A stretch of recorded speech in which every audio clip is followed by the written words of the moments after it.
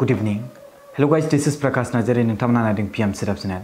लोगोफोर आं दिनै चिरां डिस्ट्रिक्टनि सिङाव थानाय खैलामैला होननाय मोनसे गामियाव थांदोंमोन। आमटेका खैलामैला आंखौ लेंहरदोंमोन, आंखौ लांफैदों आरो आं बिनि गेजेराव थांदों।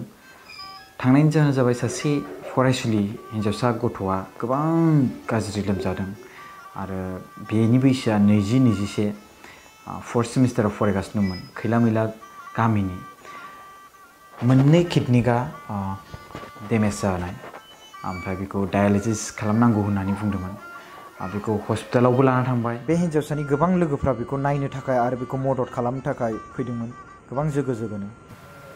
खुलुमबाय BM सेटअप चेनेलनि गासिबो नायगिरि लोगोफोर, बिसोरो मौसुमि नार्जारिनि लोगो। बिथांनि मुङानो जाबाय बिरखां आरो नैबे बिबथै, बे हिनजावसानि बिबथै आरो नैबे सासेया बिबौ, बे मौसुमि नार्जारिनि बिबौ।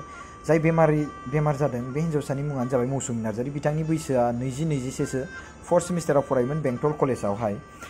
बिथाङा किडनि मोननैबो गाज्रि जाबायमोन आरो बिनि गेजेराव बेखौ डायालिसिस खालामनांगौ होनना बुंदोंमोन। बियो मोनसे जायगायाव बेखौ दोननानै बेखौ मोनसे 108 खौ लेंहरदों आरो बिथांखौ मोनसे प्रेयार सेन्टाराव दोननानै आरज गाबज्रिदोंमोन। बिथांनि हालोदा माबायदि जाबायमोन? बिथांनि मुङानो मौसुमि नार्जारि। हां लानाया गोबां प्रब्लेम आरो मोदोमानो गोमो जाजोबलांबायमोन। गोबां लेटै मानसिफोरखौ लिंहरनाय जादों। बिनि सिगाङावनो एसे बेखौ खेल लानायमोनबा आरो मोजाङै एक्सुवेलि लादोंमोन। सिलिगुरियावबो लांदों होननानै बुंदों, बाट सिलिगुरियावहाय बुंदोंमोन अपारेसन माने डायालिसिस खालामनांगौ होननानै। बिनि बिफाया गिनानै डायालिसिस खालामबा गाज्रि जायो बा गिनानै बेखौ खालामनाय जायासै आरो रां रुफानिबो प्रब्लेममोन। स' बैनि थाखायनो बेखौ फाहामनो थाखायनो डायालिसिस खालामनो थाखायनो रां रुफा गैयैखौ नुनानै माने मोनसे हाइलाइट खालामनो नागिरदोंमोन भिडिअ मोनसे, जे रायजो राजानिफ्राय मदद मोनगौबा। बाट दुखुनांथाव बाथ्रा बेनोखि बे हिनजावसाया दिनै रुंसारि जालांबाय। आंबो लेंहरनाय लोगो लोगोनो आंबो डाइरेक्ट बुंखाबाय आंखौ लांफै, आंनाव बेफोरबायदि माबा गैथ'वा, दा नोंसोर आंखौ लांफैबासो आं थांनो हागोन होनना बुंबाय। स' आं सहैनाय लोगो लोगो आं भिडिअ शुट खालामबाय। मानसिफोरा गोबां गाबबाय बिनि थाखायनो। एक्सुवेलि बेखौ आगोलावनो बिनि लोगोफोरा मोनथिनाय लोगो लोगोनो आंखौ लेंहरबाय। बिनि लोगोफ्रासो आंखौ लेंहरदों दै, बे मौसुमि नार्जारिनि लोगोफ्रा। मौसुमि नार्जारिनि लोगोफोरखौ मैयासो कल खालामनानै खोन्थाहरदोंमोन, मिथिबायना? मैया। दिनैथ' माने जोंहा फादार्स डे आरो सुर्य ग्रहन जानाय दिनै 21 जुन, नङा होमबा?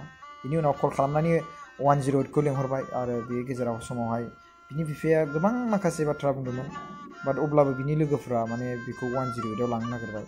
स' 108 आव थिखोनानै हरबाय, बेखौ लानाबो थांबाय। गोबां मानसिफोरा गाबदों आरो ना, दुखु बिराद एकदमबारे, मिथिबायना? स' उल्था जाबाय। मदद बिनो थांनायावहाय दायो बे मोनसे खौरां बायदि जाना थांबाय, खौरां बायदि जाना थाबाय। गुवाहाटियाव लांनो थाखाय बे 108 खौ लेंहरनानै 108आ गुवाहाटिसिम खारबाय थानाय समावनो बे मानसिनि जिउआ रुंसारि जाबाय आरोना। नैबे 108 गुवाहाटियाव खारबाय थानाय आरो बिनि न'खरावहाय आङो थांनानै फैबाय। दसेनो मानसिया रुंसारि जाबाय। आं जेब्ला रिटार्न जानानै भिडिअखौ इडिट खालामनो थाखाय फैनाय, बे समावनो मानसिया रुंसारि जाबाय खोनाबाय आरोना।